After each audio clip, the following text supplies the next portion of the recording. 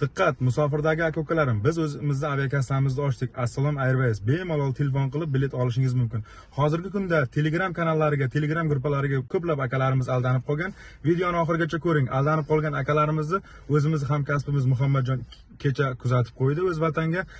Ekranda ko'rsatilgan nomerlarga telefon qilib bemalol onlayn bilet sotib olishingiz mumkin. Videoni oxirigacha ko'ring. Aldanib qolmang. Mana bu Nasimqulov, Navro'zbek, Qilichbek o'sha aeroport biletlarini olib, mana o'zimiz kuzatib o'rganamiz. Akalarimiz O'zbekiston.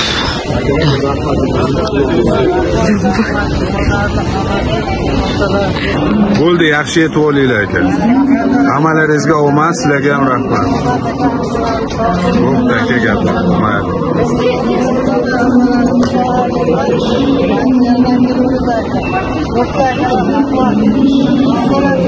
Bo'ldi aka, xo'p.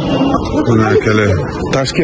Toshkent suda mana shu yerdan.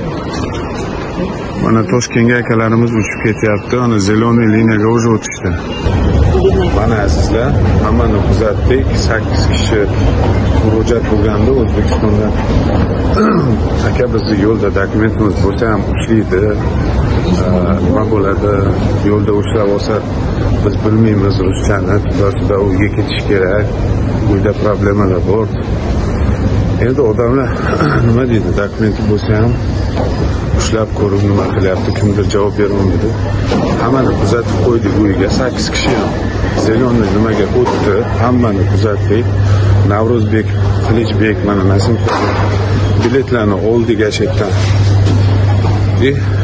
Kuzatib o'rdik o'zimiz kelib. O'shanda aka-ukalar ehtiyot bo'lamiz. Dokumentlaringiz joyida bo'lsa, bemalol o'tib ketaverasizlar hamma joyda. Hech kimda, hech qayerda hech qanaqa nima yo'q. Samig'an dokumentlaringizni yaxshi qo'liga. Rahmat Muhammad aka, biz samolyotga chiqib oldik. Yaxshi, rahmat akajon, sizga omad, ehtiyot bo'ling. Bo'pti aka, bizga kiryapti. Muhammad aka, dushi rahmat aka. Nasimqulov aka, Qilichbek aka, hammalarga rahmat aka.